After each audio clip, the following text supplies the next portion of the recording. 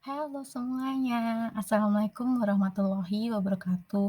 Perkenalkan nama saya Dini Rahmawati dengan NIM 24020120120016 dan saya merupakan mahasiswi dari Universitas Diponegoro, Fakultas Sains dan Matematika, Prodi Biologi angkatan 2020. Nah, tujuan dari pembuatan video ini yaitu untuk memenuhi kewajiban saya sebagai mahasiswa dalam mata kuliah Sumber Daya Genetika kelas A.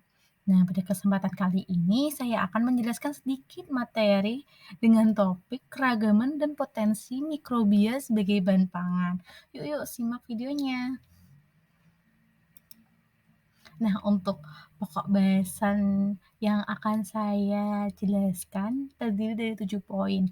Yang pertama yaitu pengertian mikrobia, ciri mikrobia, kelompok mikrobia yang berpotensi dalam bahan pangan, faktor yang mempengaruhi pertumbuhan mikrobia dalam bahan pangan, lalu kelebihan mikrobia dalam bahan pangan, peran mikrobia dalam bahan pangan, dan contoh mikrobia dalam bahan pangan. Nah, yang pertama yaitu pengertian mikrobia. Sebenarnya mikrobia itu sering disebut sebagai mikroba atau mikroorganisme, di mana mikrobia ini merupakan organisme yang ada di alam dan memiliki ukuran tubuh yang sangat kecil. Sehingga untuk melihat keberadaannya itu diperlukan alat bantu seperti mikroskop. Nah, mikrobia ini terdiri dari mikrobia seluler dan aseluler. Mikrobia seluler diantaranya yaitu bakteri, archaebacter, fungi, alga, dan protozoa. Sedangkan kelompok mikroorganisme aseluler itu merupakan virus. Nah, yang berikutnya yaitu ciri dari mikrobia itu sendiri. Yang pertama ada bakteri. Ciri dari bakteri yaitu sel berbentuk bulat atau batang atau spiral. Dinding selnya tersusun atas peptidoglikan, memiliki flagella, mempunyai villi, bersifat autotrof atau heterotrof, bereproduksi secara aseksual dan seksual. Lalu yang kedua yaitu ciri mikrobia Archaebacter.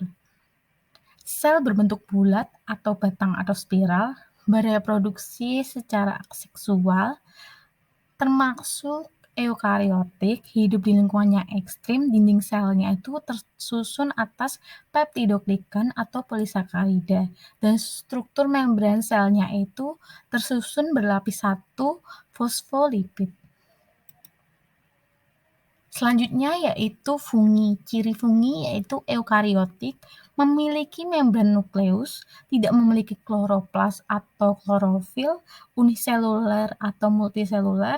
Bentuk dasarnya yaitu bulat, elipsoidal atau silinder, mempunyai hifa, bersifat parasit atau saprofit atau komensial atau simbion, serta bereproduksi dengan spora.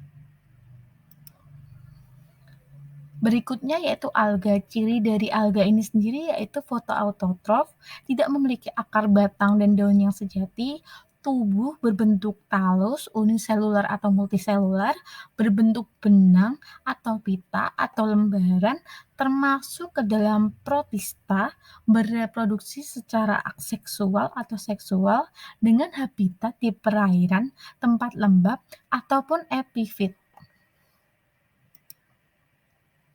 Selanjutnya yaitu protozoa. Ciri dari protozoa yaitu uniseluler, hidup berkoloni atau sendiri, eukariotik, bentuk selnya umumnya itu tetap, tetapi pada rhizopoda itu tidak tetap. Heterotrof, dalam rantai makanan itu bersifat sebagai zooplankton, hidup sebagai saprofit atau parasit, membentuk sista, alat geraknya berupa flagella, silia, atau pseudopodia. Dan yang terakhir yaitu virus. Ciri dari virus itu sendiri yaitu hidup dalam jaringan organisme, tidak dapat bereproduksi sendiri, agen infeksius, terdiri dari protein penyusun selubung, genom, dan neokapsid. Lalu topik pembahasan yang berikutnya yaitu kelompok mikroba yang berpotensi dalam bahan pangan. Terdiri dari 3, yaitu bakteri, kapang, dan kamir.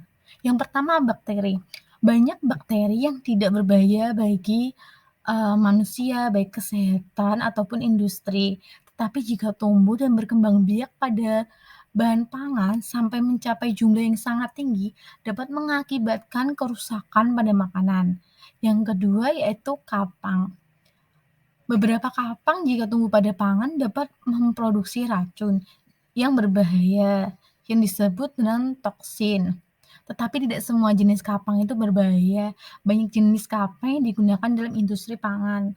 Dan yang ketiga yaitu kamir. Dalam makanan dapat merusak makanan yang ditandai dengan terbentuknya bau asam ataupun terbentuknya lapisan. Tetapi juga dapat menguntungkan dalam menghasilkan suatu produk seperti produk fermentasi. Nah, topik yang berikutnya yaitu faktor yang mempengaruhi pertumbuhan mikroba dalam bahan pangan. Apa sih faktornya? Yaitu terdiri dari 2, yaitu faktor karakteristik pangan dan faktor kondisi lingkungan. Faktor karakteristik pangan terdiri dari aktivitas air, nilai pH, kandungan gizi, dan senyawa antimikroba. Dan yang kedua itu pada faktor kondisi lingkungan terdiri dari suhu, oksigen, dan kelembapan. Nah, topik yang berikutnya yaitu kelebihan mikroba dalam bahan pangan. Apa sih kelebihan mikroba kok digunakan dalam bahan pangan? Nah, kelebihan mikroba dalam bahan pangan yaitu memiliki ukuran yang mikroskopis, sehingga rasio antara luas permukaan dan volume menjadi tinggi dan kontak dengan substratnya menjadi maksimum. Selain itu juga memiliki daya reproduksi yang sangat cepat bila dibandingkan dengan organisme lain. Selanjutnya memiliki genom yang sederhana sehingga mudah direkayasa. Tidak menghasilkan senyawa toksik bagi lingkungan, dan yang terakhir yaitu mudah dikembangbiakan di dalam laboratorium dengan substrat yang sederhana. Lalu peran mikroba dalam bahan pangan itu sendiri terdiri dari 4 poin. Yang pertama berperan dalam proses fermentasi. Bahan baku makanan dan minuman hasil fermentasi menjadi contoh utama mikroba yang berperan dalam proses fermentasi. Nah, yang kedua yaitu berperan dalam meningkatkan gizi makanan seperti gizi yang terkandung pada kedelai dan tempe yang sangat tinggi, yang merupakan salah satu contoh mikroba yang berperan dalam meningkatkan gizi makanan. Lalu yang ketiga yaitu berperan dalam pengadaan bau dan rasa, seperti ciri bau dan rasa pada produk susu dan yogurt. Dan yang terakhir yaitu sebagai sumber protein, seperti jamur tiram, jamur merang, jamur shiitake, dan masih banyak lagi. Dan yang terakhir, pokok bahasan mengenai contoh mikroba dalam bahan pangan. Banyak sekali contoh mikroba yang digunakan dalam bahan pangan. Namun di dalam video ini mungkin saya hanya menyebutkan beberapa saja, seperti Leuconostoc mesenteroides, lalu ada Enterobacter aerogenes, Erwinia herbicola, dan Lactobacillus plantarum yang mempunyai peran dalam pembuatan sauerkraut atau kubis yang difermentasi, yang tentunya dapat dikonsumsi oleh manusia. Yang kedua yaitu Streptococcus thermophilus dan Lactobacillus bulgaricus yang berperan dalam pembuatan yogurt. Lalu ada Pediococcus cerevisiae dan Micrococcus sp yang mempunyai peran dalam pembuatan sosis. Dan yang terakhir yaitu Acetobacter-xylinum yang berperan dalam pembuatan nata de coco. Baik, sekian informasi yang bisa saya sampaikan. Terima kasih atas perhatiannya. Wassalamualaikum warahmatullahi wabarakatuh.